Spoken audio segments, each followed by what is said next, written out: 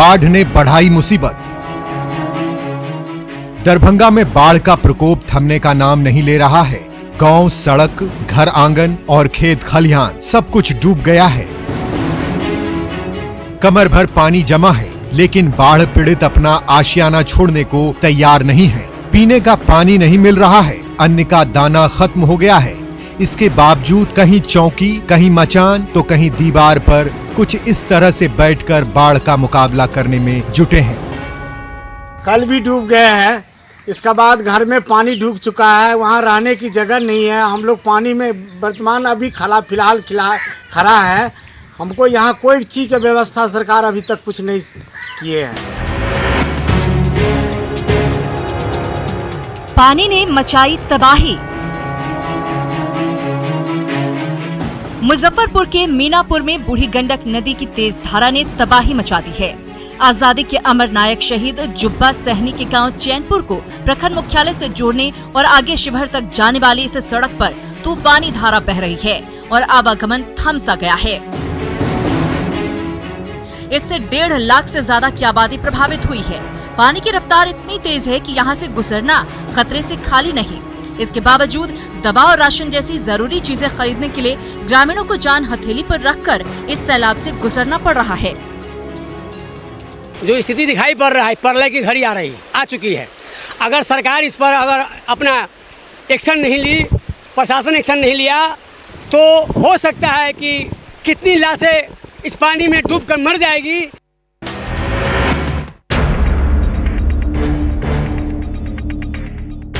बाढ़ ने किया जीना मुहाल।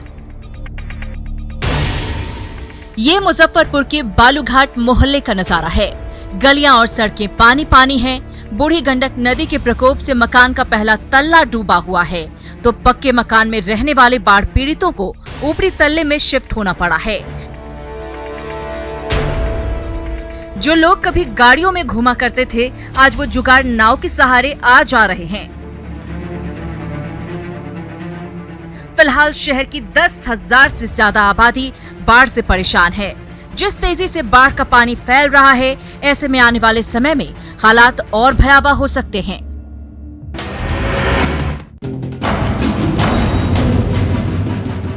बाढ़ में डूबा घर-बार। गोपालगंज में सारण तटबंध टूटने से बांध ने सभी पुराने रिकॉर्ड तोड़ दिए हैं। बाढ़ का पानी लगातार नए इलाकों में फैल रहा है। पानापुर, मशरक और तरैया प्रखंडों में भारी तबाही मची है। सैकड़ों घरों में बाढ़ का पानी घुस गया है। जिनके घर पक्के हैं, उन्होंने तो छत पर तंबू तानकर शरण ले रखी है, लेकिन झोपड़ी में रहने वाले बाढ़ पीड़ित सुरक्षित ठिकाने की तलाश में भटक रहे हैं। जो स्थिति है वह कहने लायक नहीं है। सारे लोग तबाह है। कुछ लोग जो है घर के ऊपर छत पर बैठे हुए हैं। हमने जब अपनी नाव से निकली तो हमने देखा कि नाव के लिए लोग जो है तबाह है। बलान नदी ने किया बर्बाद।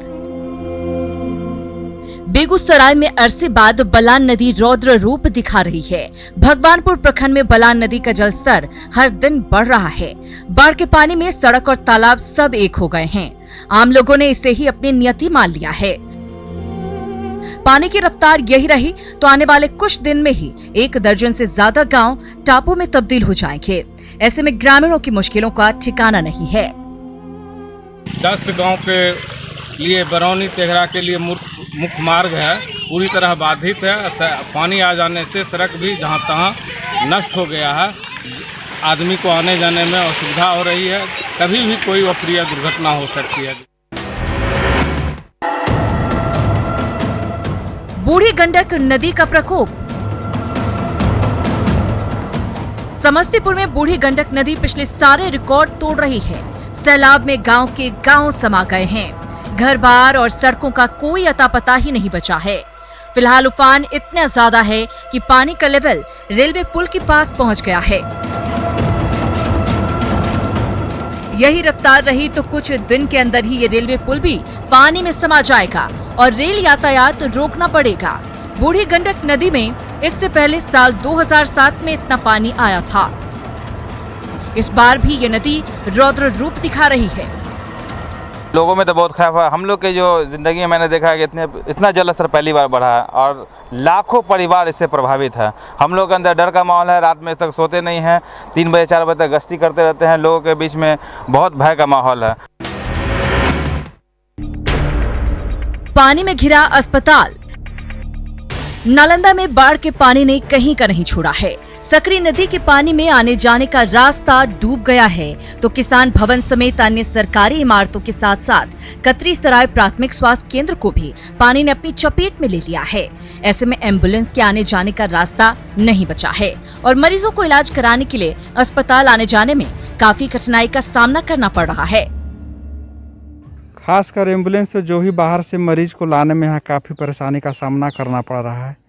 एम्बुलेंस ड्राइवर के द्वारा जब भी बोला जाता है कि सर जब भी गाड़ी ले जाएंगे तो कभी भी एम्बुलेंस पलट सकती है। कटाव का बढ़ा खतरा। बगहा में गंडक नदी का जलस्तर भले ही कम हो गया है लेकिन नदी की धारा में उफान बढ़ गया है। इसका नतीजा ये हुआ कि गंडक नदी ने अपने दोनों किनारों पर कटाव तो तेज कर ही दिया है, भितहा के इस पिपरासी तटबंध पर भी दबाव बढ़ा दिया है। ऐसे में आसपास रहने वाले ग्रामीणों में भविष्य की चिंता सताने लगी है। हालांकि बाढ़ नियंत्रण विभाग तटबंध को मजबूत बनाने में जुट गया है। ये जो बैक रोलिंग के चलते जो मुख्यतः कटाव है और नदी के रुख का कुछ कहा नहीं सकता है, फिर भी हम लोग मुस्तैदी से दिन रात डटे हुए हैं और कार्य कर रहे हैं। सामग्री स्थल पर मौजूद है, अभी स्थिति नियंत्रण में। बाढ़ के बाद कटाव की मार। कोसी, बागमती और गंडक जैसी नदियों ने खगड़िया में कहर बरपा रखा है। अलौली प्रखंड के दर्जनों गांव सैलाब में समा गए हैं। घर आंगन का नामो निशान नहीं बचा है तो नदियों में उफान से आसपास के गांव में कटाव तेज हो गया है। ऐसे में यहां रहने वाले बाशिंदों के सामने अस्तित्व का संकट गहरा गया है। बाढ़ और कटाव की दोहरी मार झेल रहे यहां के ग्रामीण आशियाने की तलाश में निकल पड़े हैं। पूरा बस्ती था, ये पूरा करके पूरा टोटल बस्ती था और जमीन भी था।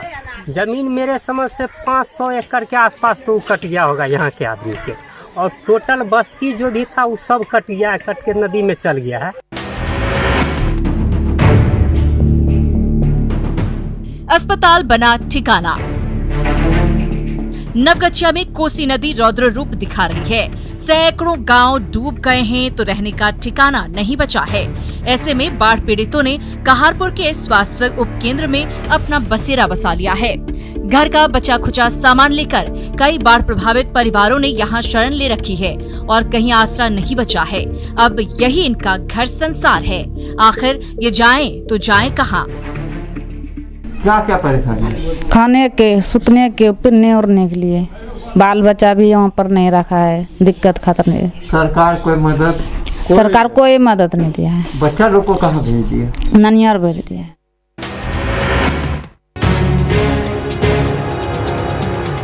कम्युनिटी किचन में मिट रही भूख।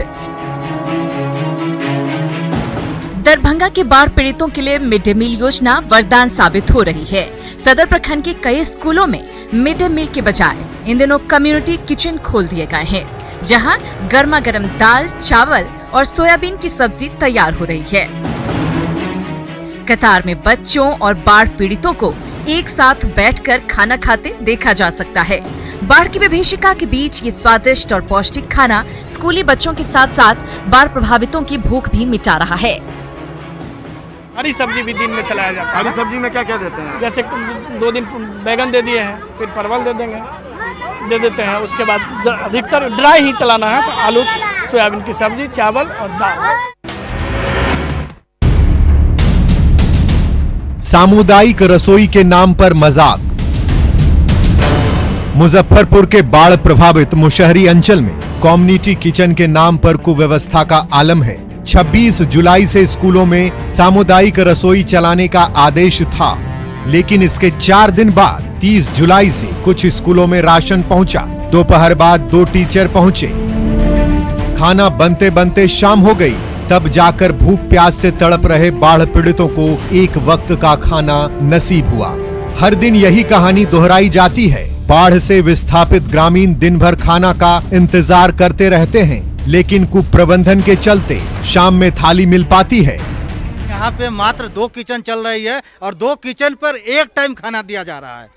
वहाँ भी उसमें भी 100-150 आदमी वापस हो जाते हैं। बहुत कष्ट है यहाँ, मतलब कि इतनी कष्ट है कि लोग भूखे मर रहे हैं, लेकिन कोई भी न सीओ सुन रहे हैं, न बीडीओ सुन रहे हैं, न मुखिया सुन रहे हैं, न जिलाधिकारी सुन रहे हैं।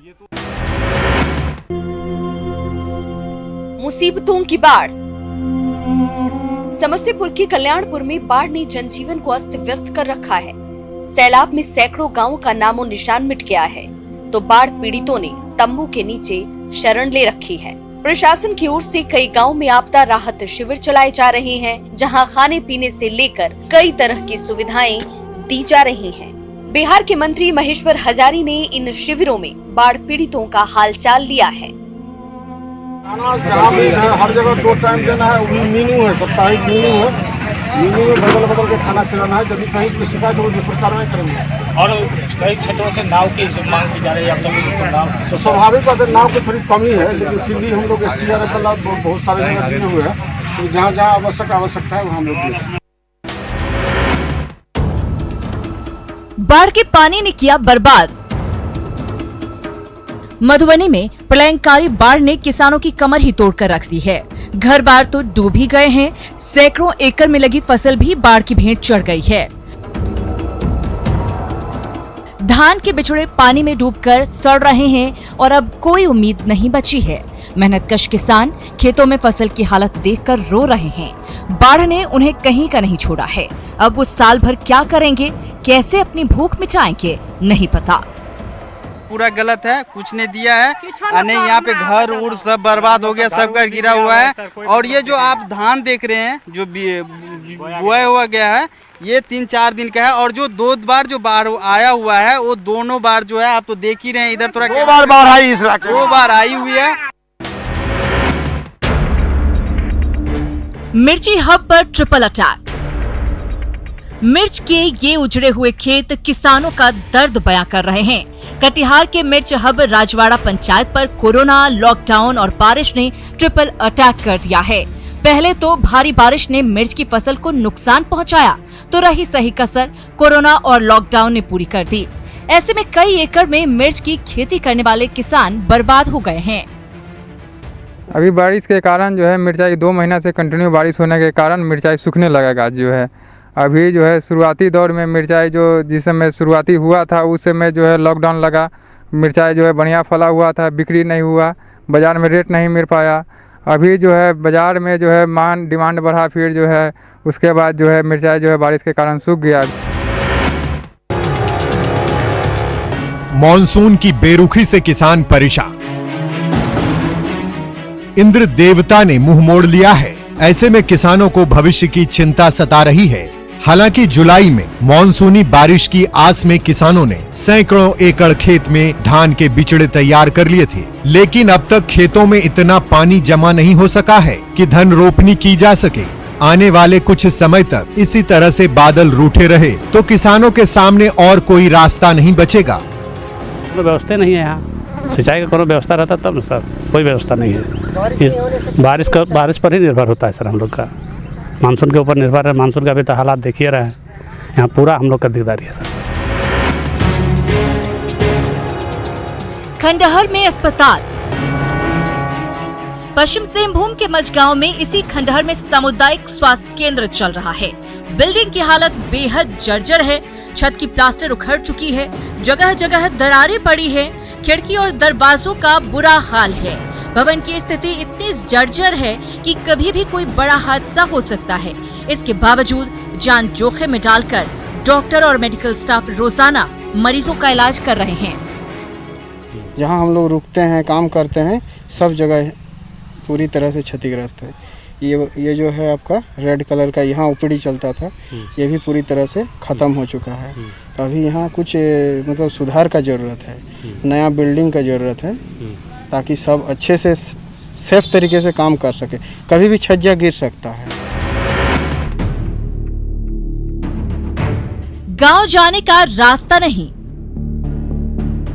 घाटशिला के नारायण टोला गांव तक आकर विकास की किरणें थमती जाती हैं। इसकी वजह है ये रास्ता। ये दलदल और खेत के मेड़ से गुजर कर ही नारायण टोला गांव तक पहुंच सकता है। बारिश में पूरा गांव टापू में तब्दील हो जाता है। आदिवासियों के इस गांव में अगर कोई बीमार पड़ जाए तो उसे अस्पताल तक ले जाना मुश्किल हो जाता है। ग्रामीणों ने कई बार गांव तक आने जाने के लिए सड़क बनाने की मांग की, लेकिन किसी जनप्रतिनिधि और अफसर ने उनकी मांग पर ध्यान नहीं दिया। हम लोग का ये गांव का प्राचीन ये है, जो आना जाना का रास्ता नहीं है। और देखिए, एक तो बीमारी अगर पड़ जाएगा तो वो भी गाड़ी घुसने का ये कोई सोर्स नहीं है।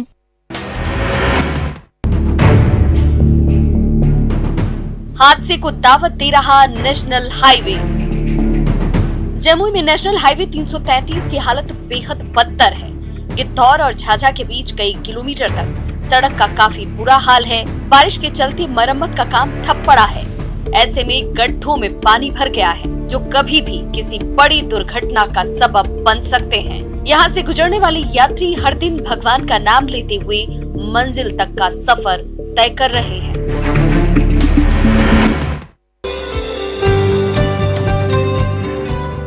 लॉकडाउन में प्रेमी प्रेमिका बने पति पत्नी। चोरी छिपे प्रेमिका से मिलने पहुंचा प्रेमी दूल्हा बनकर लौटा। ये कहानी है भोजपुर के भीमपुरा गांव की। शिव मंदिर में प्रेमी प्रेमिका की शादी हो रही है और बाराती बने हैं गांव वाले। दरअसल प्रेमी गौतम चोरी छिपे प्रेमिका से मिलने उसके गांव पहुंचा था। दोनों पकड़े गए तो गांव वालों ने इन्हें 7 जन्मों के बंधन में बांध दिया। शादी के बाद लड़के के परिजनों को खबर की गई तो उन्होंने भी नए जोड़े को आशीर्वाद दिया। कोरोना वॉरियर्स को सलाम। बिहार में कोरोना का प्रकोप लगातार फैलता जा रहा है। रोजाना मरीजों की तादाद बढ़ती जा रही है, लेकिन कोरोना वॉरियर्स डटे हुए हैं। पटना के LNGP अस्पताल में कोरोना मरीजों का इलाज करते करते 7 डॉक्टर और स्टाफ पॉजिटिव हो गए, लेकिन आइसोलेशन से बाहर आते ही फिर से ड्यूटी ज्वाइन कर ली और उसी जोश से मरीजों की सेवा में जुट गए। ऐसे कोरोना वॉरियर्स के हौसले को दिल से सलाम। हमारे चिकित्सक कर्मी गण, चाहे वो डॉक्टर हो, सिस्टर हो, स्टाफ हो, देश के अंदर कोरोना रूपी महामारी नामक दुश्मन से लड़ने को पूरी तरह तत्पर है। चाहे जो हो जाए, हम चिकित्सा कर्मी सब एक हैं। मरते दम तक कोरोना से लड़ेंगे और हमारी जनता को ये संदेश है कि वो निश्चिंत रहे, दूरी बरतें, सुरक्षित रहे। बाकी लड़ने के लिए हम तैयार हैं। झारखंड में कोरोना का वार लगातार जारी है और इसके जद में कोरोना वॉरियर्स की भूमिका निभा रहे पुलिसकर्मी भी आ गए हैं।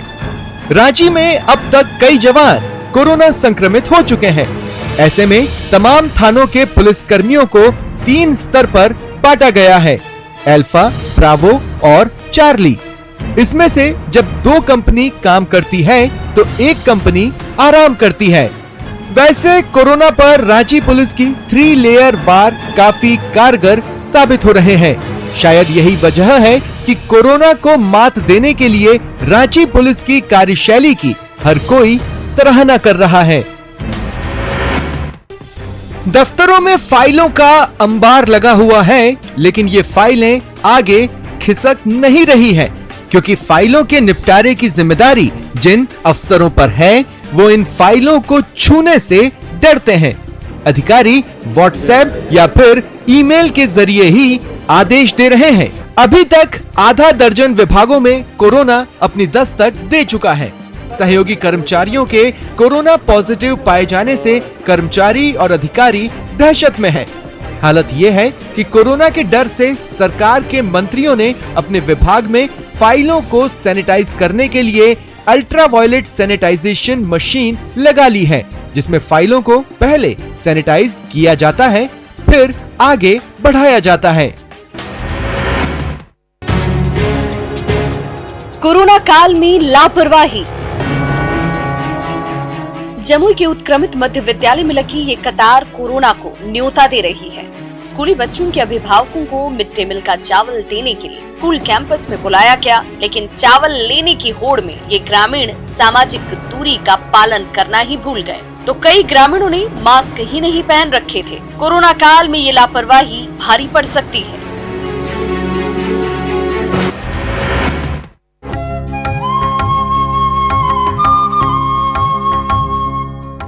राम मंदिर की नींव में बक्सर की मिट्टी।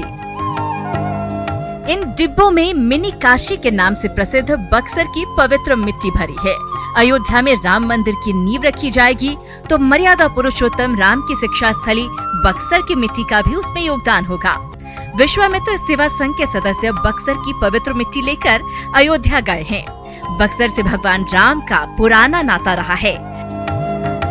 कहा जाता है कि भगवान राम ने बक्सर में महर्षि विश्वामित्र के आश्रम में ही शिक्षा ग्रहण की थी, तो रामायण काल की कई और घटनाएं यहाँ से जुड़ी हुई है। भगवान राम बक्सर जिला में 18 स्थलों पर पधारे हैं और उन 18 धार्मिक स्थलों की पवित्र मिट्टी लेकर हम जा रहे हैं। इसके साथ गंगा जी का पवित्र जल भी है, जो भव्य श्री राम मंदिर के जो शिलान्यास हो रहा है उसमें इसको शामिल किया जाएगा।